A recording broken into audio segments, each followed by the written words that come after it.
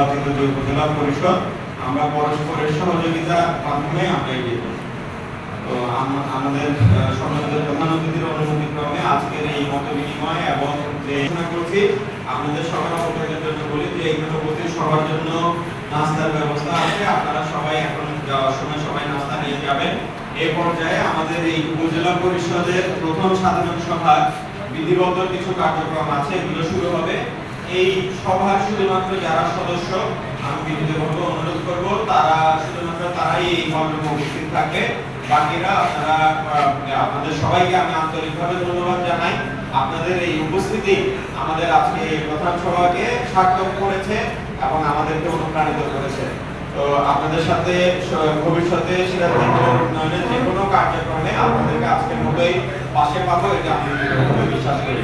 সবাইকে ধন্যবাদ এবং কৃতজ্ঞতা জানিয়ে আজকের এই মত বিনিময় এবং শুভেচ্ছা বক্তব্যের পর্যায়ে সমাপ্তি ঘোষণা করছি। আপনারা সবাই যাওয়ার সময় সবাই নাস্তা নিয়ে যাবেন। এখানে আমাদের যে